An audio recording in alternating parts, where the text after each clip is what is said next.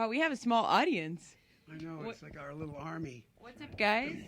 Hey, hey, hey. Hi, I'm glad we traded skull rings. Your ring fits perfectly on my... moment. Okay, look.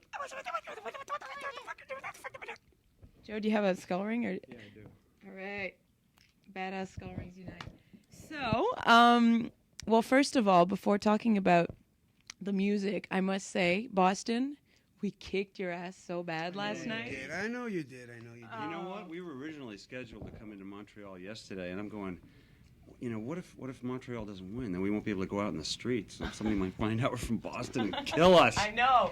It was pretty loud in the streets last night. I was here. You were here? And I felt safe in my hotel room. Yeah, there was a major, mini riot. I didn't go out, but No. there was definitely, it sounded like an average night in New Orleans last night. Yeah, it was Bourbon Street all over again. So, but we welcome you. The fight's over. We won. Sports are one thing, and rock and roll is another. Exactly. So, well, Just all be So, really anytime you ecstatic wanna- that we've both got great hockey teams. We played the other night with, what was that band? Three Doors Down, or, no, Bare Naked Ladies. Bare Naked Ladies, and there was, we got along great, and it was a great show, and the audience was happy. I'm not surprised. You all seem like gentlemen. You know? It's all Be in careful on that aspect. So, back with the blues, but back with the rock, too. Tell me about how you're going to integrate this kick-ass album into the live set, if you are at all. About 5 songs in, we just metamorphosize into our blues-ass selves. Uh-huh. And, picking the songs for this was like going back to when the band first started and what songs we loved and who we used to cover. And so, Roadrunner and Baby Please Don't Go Yeah. was a few of those.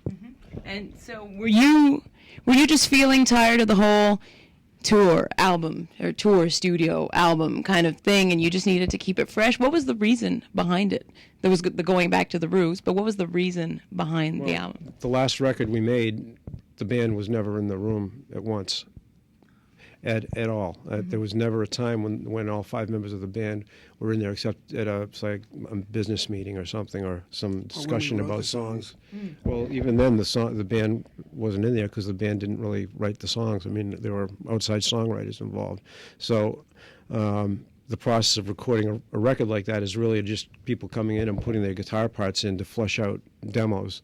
So that's one way to make a record. But if you have a band that plays really well together, why not try taking advantage of that and accessing that? Because there are a lot of bands that can't play that well together, and they have to make records that way.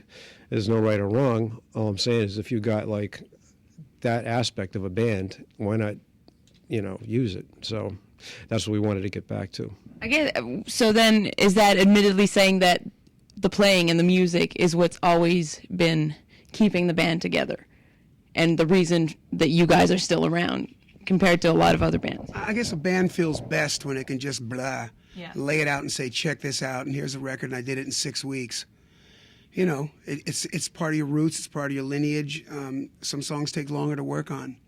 But this album was getting back to what we did, in the early days, so it was very epiphanous. I like that. Did you get that on dictionary.com today? We have been thinking about doing this record for years with a lot of encouragement from the record company.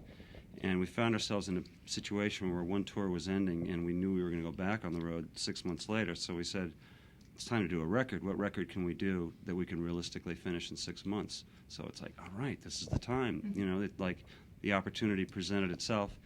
And, the record just came out, and we just happened to be in an era where people are really searching out guitar music, from the past. Totally. So, we couldn't have designed the situation to be more in favor of the idea of doing this. So, but the fact that you guys constantly tour together is a little bit paradoxical if you think of the fact of what you just said, that you guys were never in the studio at the same time. Was there a reason for that? Why did you guys just have trouble connecting in the studio? It was just strictly how we made those records. I mean, that's kind of how it went. I mean, we love using new technology. We love, moving from analog recording. I mean, it was just, it's not, like I said, it's not right or wrong. It's just how you do it, And so we made a record that way. and we had a lot of fun doing it that way. Everybody played really good. There's cool guitar riffs. There's good songs on it. There's, the fans obviously liked it because we sold a lot of records, but it was just time to go in and make another record. Yeah. And like Tom said, we had this thing in the back of our minds that at some point we were going to make some kind of record like this.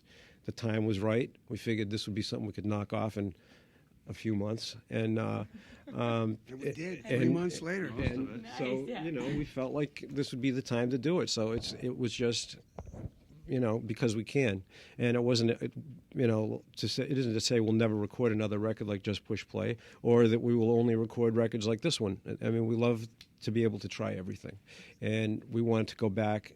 Really, the last time we made a record where everybody's take was their best take was going to be the one they're going to do that very moment was probably in 72 or 73, because ever since then we've always had the option of isolated amplifiers and you could always go back and fix it. This time it was like, shit, I don't want to be the one that screws up and make the rest of the band. If he had a great vocal performance, I didn't want to have a lousy guitar solo and say, Steven, you got to re-sing it. And same thing, he didn't want to have to, if I had a brilliant solo, he didn't want to have to say, well, I got to re-sing it. So we all were on edge and really put ourselves on the line to deliver for the other four guys in the band. And that really made the energy be what it is. Yeah, but I guess because having a 30-year career and having sold hundreds of millions of records and whatnot, they always say nearly 100 million. Where's the money?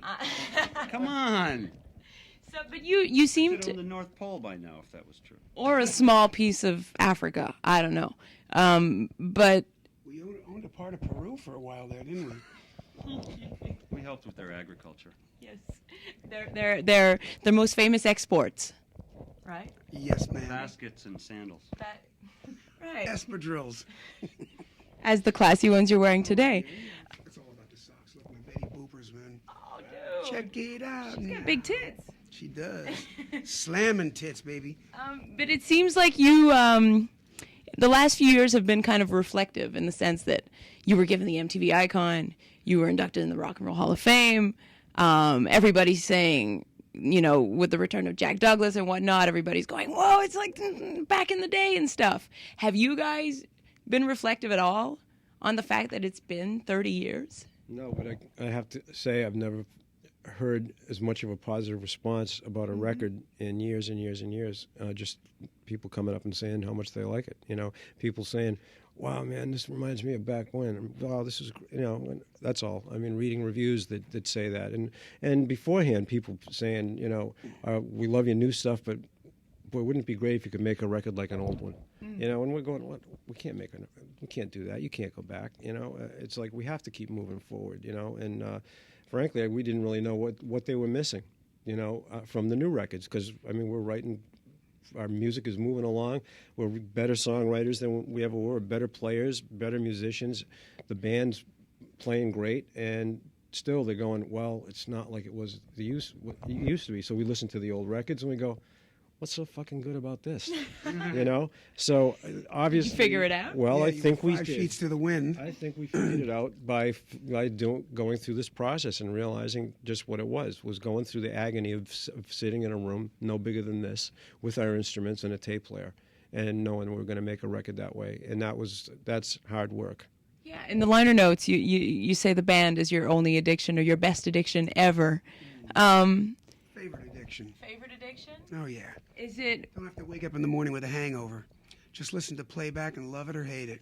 So do you guys, I know fans get nostalgic, obviously. Do you guys ever get nostalgic for the When early? you hear the energy of Baby Please Don't Go, put it on, close your eyes and listen. It's kind of reminds you of the beginning of Sweet Emotion, where in between both speakers, the headphones like this, it's a place. You can live and walk around in there, and we created that again. And it's just 2 words. It feels good, when you listen back. And we didn't try too hard. We didn't do this or add that or have an A&R man come in and say you need strings. You know what it is for me? It's like every record that we've done in the last 15 years, by the time we're finished mixing it, I don't like the record. I don't listen to it. I usually put it, it's like it's work. I go to work. I put the record on. I mix it. I work on the record. And then I go on and I listen to an AC/DC record or something. It always happens. With this record, I found myself playing it for the fun of it. And that's not like, that's just something I found myself doing, and that had to be pointed out to me by somebody who's close to me that noticed that was happening. They said, wow, you're listening to this record a lot, when you're not working on it. That's different. You haven't done that in a long time. Wow. Funny thing about that. Yeah. And you know what? I mean, we all were calling it a blues album. That's how we've referred to the project. But it's really, it's a rock record. There's plenty of highly qualified blues bands out there, but this is not like an esoteric, dry blues thing. This is balls to the wall, Marshalls cranked up, Joey pounding, Steven screaming, rock record. Thank you for that very awesome rock and roll soundbite. It's Boogie, awesome. Blues is, something. If you want to get, I'll just give you this one little bit of definition. Blues was always about making a party out of as little music as possible, and that's what they would do. These guys would go from town to town, street corner to street corner, and play with, their guitar and their foot stomping and try and get people going. And they would happen to be pretty well paid for the time. They could make $2 or $3 a night, you'd make a quarter a week in the fields. So these guys it was a good gig if you could get it. And these guys, their whole thing was to get the joint jumping, playing this kind of music. So blues wasn't always about, I'm down in the thing and it sucks here and blah. It's about the party, and it's about the juke joint jumping. And that's what we did with this. So in that sense, it is a true blues record. It's a blues record for our listeners and for us, because we want to take the simple chords that people have heard before, simple songs, and inject all that energy into it so that you feel it and you get that feeling, and then you want to get up and move. And that's what it's all about. I like that because you used the word boogie before, which hasn't been used for decades except to mean something from your nose. But well, I meant it from my heart, not my nose. Yeah, well, that whole, what the connotation of that is a certain kind of music that's all about the movement making you want to dance. And it became an obsolete term. I mean, back in the Flock of Seagulls day, you wouldn't use that word or you'd sound old, And back in the Flock of Seagulls day, if you listen to Flock of Seagulls, I think you were gay. Whatever. Yeah, what she said. So, okay, one last thing before we go. Because blues is cool, and you were smiling when you were talking about the blues, and you weren't smiling when you walked in, so there must have been something happening. Not much that gets them off besides playing the guitar and the blues. No, but I like it. I like it. But, okay, I heard you guys were going to be in the new Get Shorty movie, or you were going to be, or maybe all of you, called Be Cool. Yeah, Be Cool. Yeah. The band is, yeah. And the band is. And I've seen pictures of Joe before you guys met. Kind of nerdy, geeky. I've never seen pictures of you as a young lad. Beyond nerdy. Beyond nerdy? Yeah. Were you always cool? Always cool. Born cool. My mother gave birth to a pair of lips. I grew right onto them. That freaks me out. Spent most of my time his in bands when his bands would come up to New Hampshire, and we were like, wow, that mother's going to be so huge. Oh God, I got pictures of me in the Chain Reaction. They are so dweeby. Oh, Okay. no way. Oh yeah, I got Oh yeah, Sorry. it's just. He said you were cool. Yeah, Coolest-looking that's band sweet. Yeah. in the Northeast.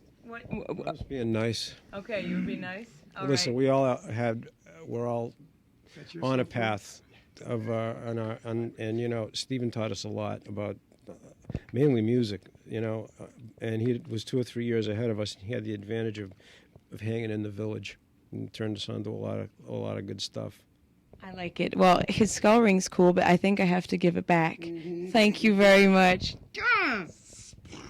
You know what? I should have just been the gold digger that left with it. Thank you very much. I love you. We'd never let it be that simple.